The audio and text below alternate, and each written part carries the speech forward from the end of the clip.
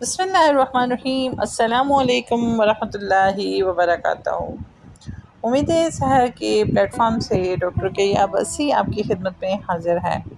آج میرے مخاطب ہیں آزاد کشمیر کے وزیر اعظم اور آزاد کشمیر کی انتظامیہ۔ بات یوں ہے کہ انڈیا اپنے زیر قبضہ جموں اینڈ کشمیر میں لیونڈر کو فصل کے طور پر اگا کر دوسرے ممالک کو برآمد کر کے کروڑوں ڈالر کما رہا ہے۔ ویسے تو وہاں پر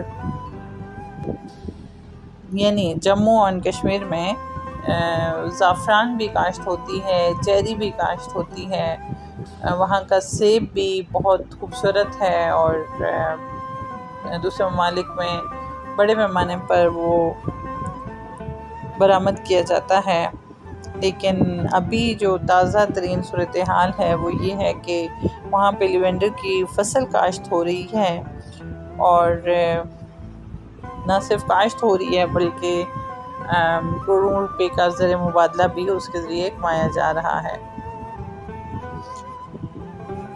تو آزاد کشمیر میں بہت سارا جو زرعی خطہ ہے، اگر اس کو استعمال کیا جائے اور خاص طور پہ وہ والے علاقے جہاں کا موسم جموں اینڈ کشمیر سے ملتا جلتا ہے، جس طرح راولا کوٹ ہو گیا، جس طرح باغ ہو گیا، باقی جو مثلا ہمارے اضلاع ہیں وہ جہاں جہاں پر سرد موسم ہوتا ہے، اور پاکستان میں بھی ایسے علاقے جن کا موسم آزاد کشمیر سے ملتا جلتا ہے، میں لیونڈر کو اگا کر اپنے ملک کی ضروریات کو پورا کرنے کے علاوہ دوسرے ممالک کو برآمد کیا جا سکتا ہے۔ اور AJK کا محکمہ زراعت اگر ہمت کرے اور لیونڈر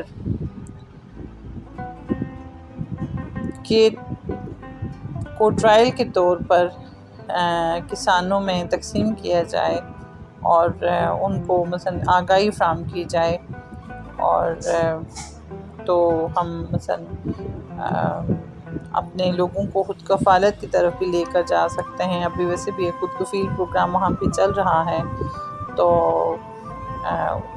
لوگوں کو اس سے آگاہی دینے کی ضرورت ہے۔ اور لیونڈر کا استعمال خوشبو بنانے، تیل بنانے، صابن، کپڑے دھونے والے سرف اور فیبرک کنڈیشنرز میں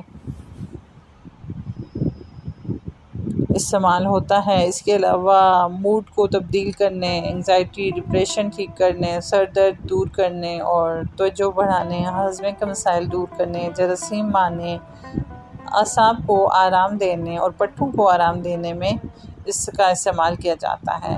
اس کی خوشبو اتنی دیرپا ہے کہ آپ ایک پھول اپنی جیب میں ڈال لیں تو خشک ہونے پر بھی مہینوں آپ کی جیب سے لیونڈر کی خوشبو آتی رہے گی۔ تو جناب، ہم جو یہ چھوٹی چھوٹی مصنوعات باہر سے منگوا رہے ہوتے ہیں، خود کفالت کی طرف آئیے اور اپنے لوگوں کو اس کی آگاہی فراہم کیجیے، اور ہم اپنا کسی حد تک اپنا اچھا سرمایہ حاصل کر سکتے ہیں اور اپنے لوگوں کے حالات زندگی بہتر بنانے کی طرف توجہ دے سکتے ہیں اگر ہم اپنی زراعت پر فوکس کریں تو۔ سیاحت اور زراعت آزاد کشمیر میں خاص طور پر ایسے ذرائع ہیں کہ جن کے ذریعے ہم بہترین زر مبادلہ حاصل کر سکتے ہیں۔ تو خدا را اپنے آزاد کشمیر کو خود کفالت کی طرف لے کے جائیے اور اس کے لیے اقدامات کیجیے۔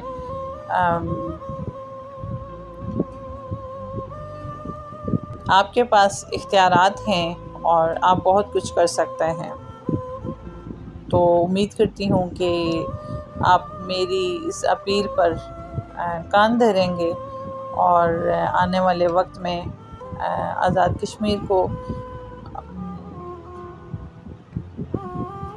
بہترین ایجوکیشن سسٹم، بہترین ہسپتال اور اس کے ساتھ ساتھ بہترین زراعت بھی فراہم کریں گے انشاءاللہ العزیز۔ امید تو رکھی جا سکتی ہے اور استدعا تو کی جا سکتی ہے۔ جزاک اللہ خیر۔ اپنے اور اپنے ارد گرد والوں کا بہت سارا خیال